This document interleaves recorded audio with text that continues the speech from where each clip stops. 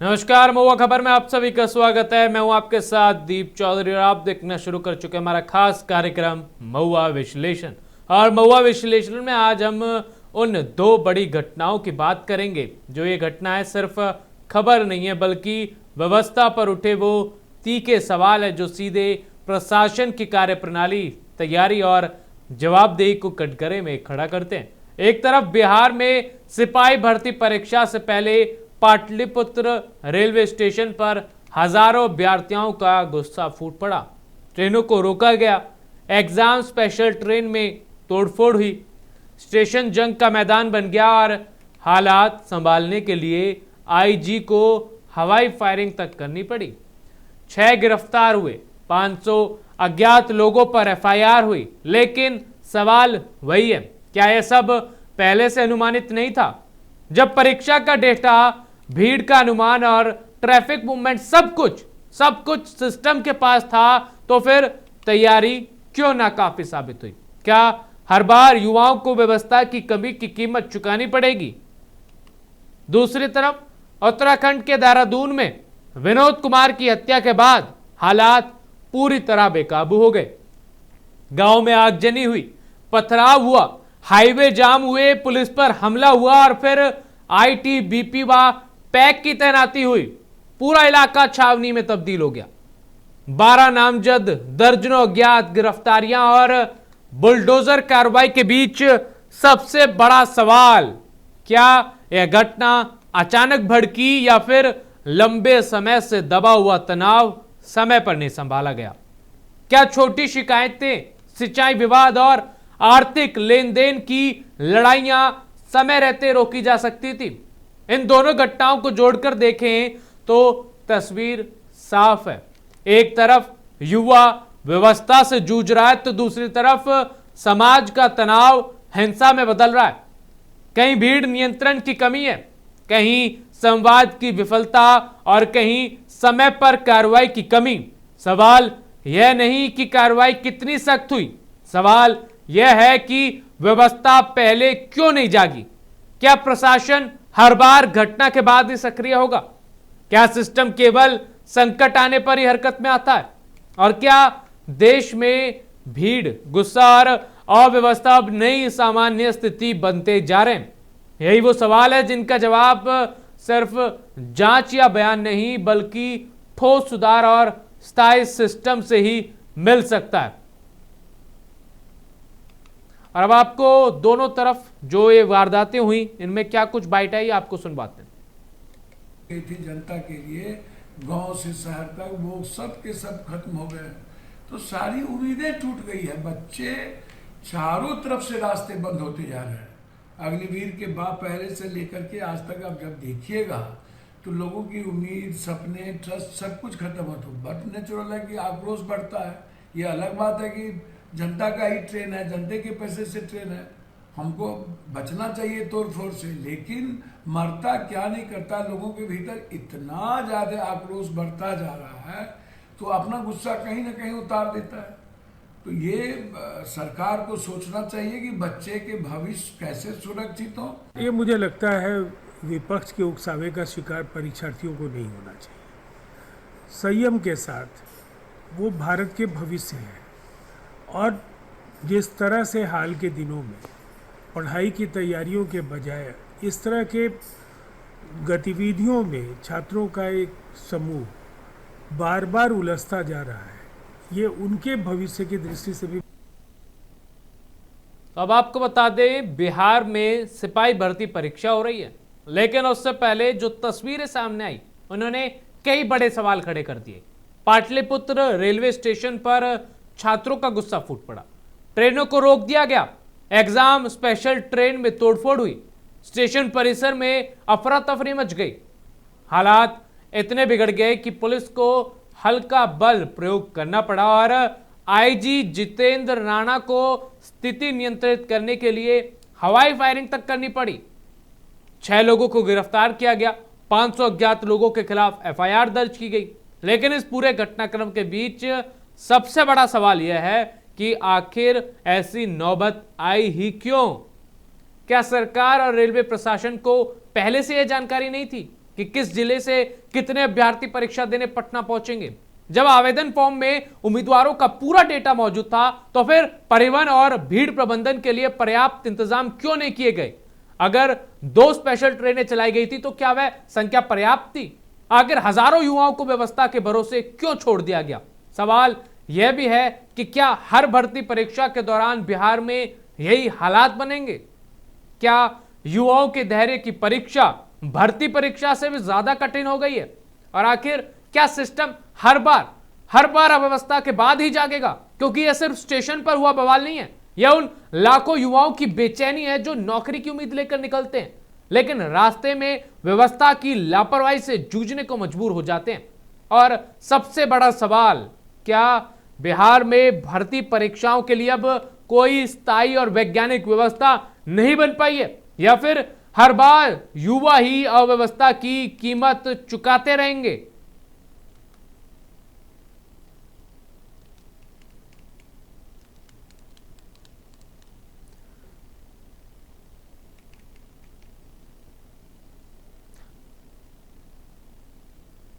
और अब आपको दिखाते हैं खबर से जुड़े कुछ सवाल, जीएफएक्स के माध्यम से अब आपको स्क्रीन पर दिखाएंगे। तो खबर से सवाल, पहला सवाल है, परीक्षा से पहले रेलवे स्टेशन पर भीड़ नियंत्रण और सुरक्षा व्यवस्था को लेकर प्रशासन ने कोई विस्तृत पूर्व योजना बनाई थी? दूसरा सवाल, छात्रों के लगातार बढ़ते आक्रोश के बावजूद प्रशासन ने समय रहते संवाद स्थापित कर स्थिति को शांत कराने की कोशिश क्यों नहीं की? सवाल बहुत हैं, लगातार कई सवाल उठ रहे हैं। तीसरा सवाल, इमरजेंसी चेन बार बार खींचे जाने और ट्रेनों को रोकने जैसी घटनाओं को रोकने में सुरक्षा एजेंसियां पूरी तरह विफल क्यों रही?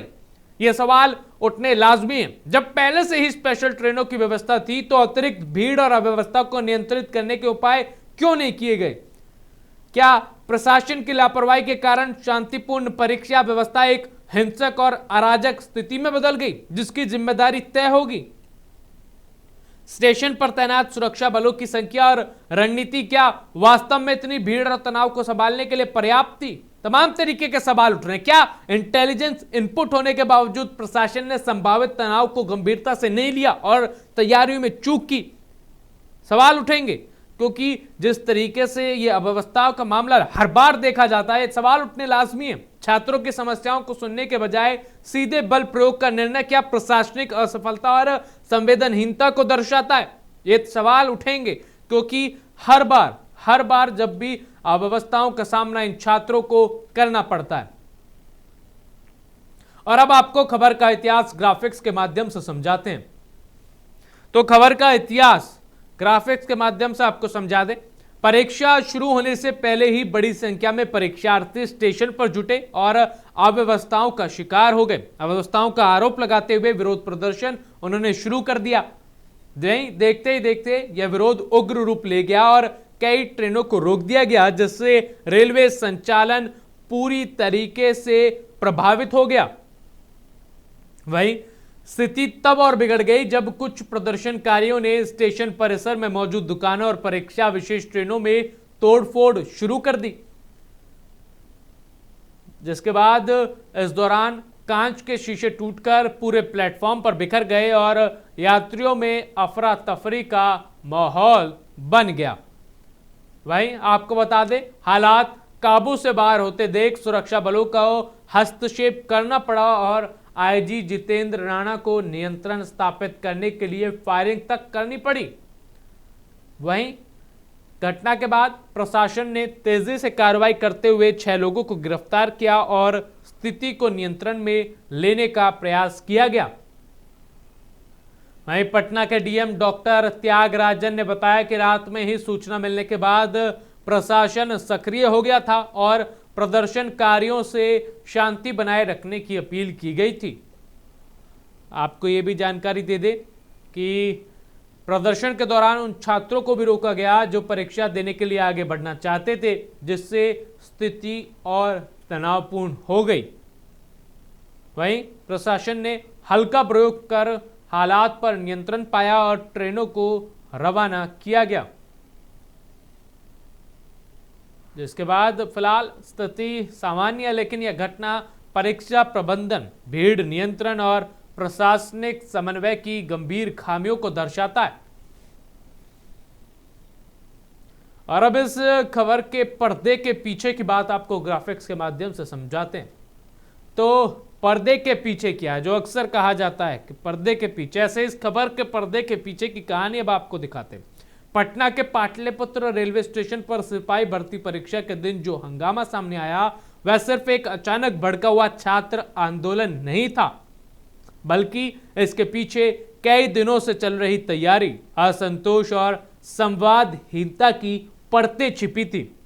आपको बता दें, परीक्षा में शामिल होने आए हजारों अभ्यर्थियों के लिए रेलवे प्रशासन ने अतिरिक्त ट्रेनों और व्यवस्थाओं का दावा किया था, जो कि जमीनी स्तर पर भीड़, सूचना की कमी और समय प्रबंधन की खामियों ने स्थिति को बिगाड़ दिया।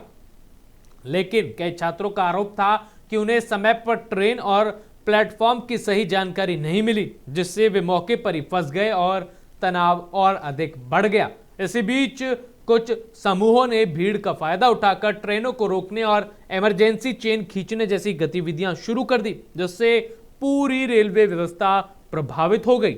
स्थिति तब और बिगड़ी जब स्टेशन पर अफरा तफरी के बीच तोड़फोड़ की घटनाएं सामने आई।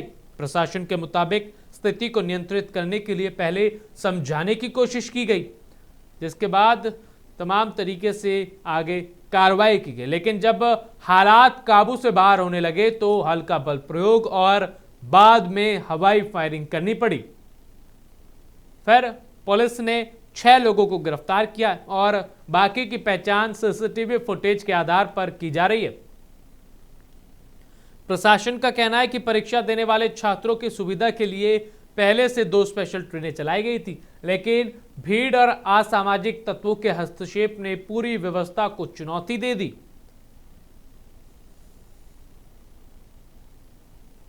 और अब इस खबर का पोस्टमार्टम ग्राफिक्स के माध्यम से आपको करके दिखाते हैं।